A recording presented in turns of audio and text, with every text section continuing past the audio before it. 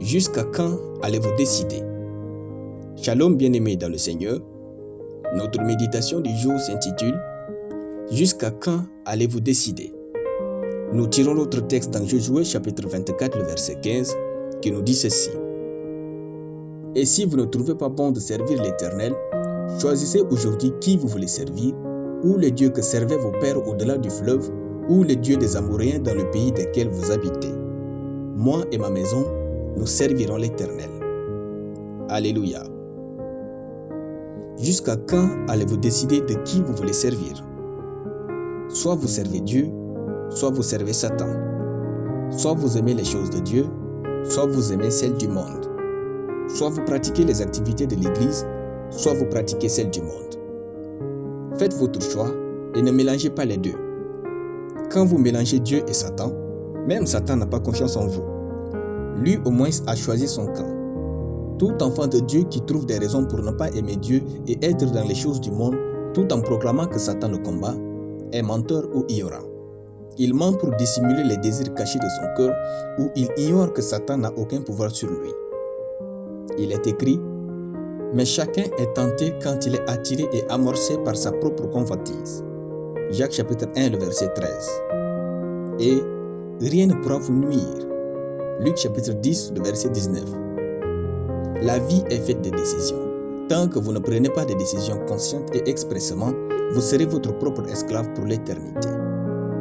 À un moment donné, les gens auront du mal à vous comprendre, car après tout ce que vous avez vu, entendu et vécu avec Dieu, vous jouez avec l'autorité de Dieu et sa place dans votre vie. Dans le texte, les enfants d'Israël étaient arrivés à Canaan. Et après tous ces miracles, ces signes, ces prodiges que Dieu a manifestés pour eux et leur père, ces enfants d'Israël tergiversent encore à propos de Yahweh. Alors Josué se tint debout et leur dit, « Si vous ne trouvez pas bon de servir l'Éternel, choisissez aujourd'hui qui vous voulez servir, ou les dieux que servaient vos pères au-delà du fleuve, ou les dieux des Amoréens dans le pays desquels vous habitez. Moi et ma maison, nous servirons l'Éternel. » Frères, ne comptez pas sur la foi des autres pour vivre votre foi. Faites votre choix et assumez-le.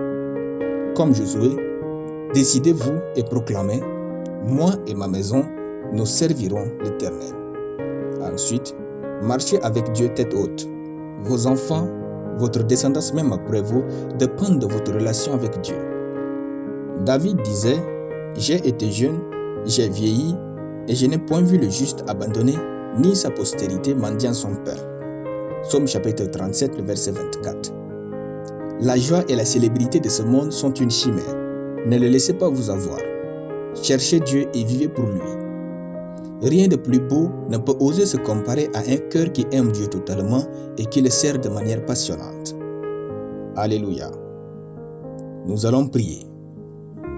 Mon Père qui vit en moi, je choisis de t'aimer, de te servir et d'être impassionné de ta parole, de ta présence et de tes intérêts au nom puissant de Jésus. Amen. La lecture biblique en une année, 1 Roi chapitre 21 à 1 Roi chapitre 22. Soyez bénis, c'était le pain du ciel.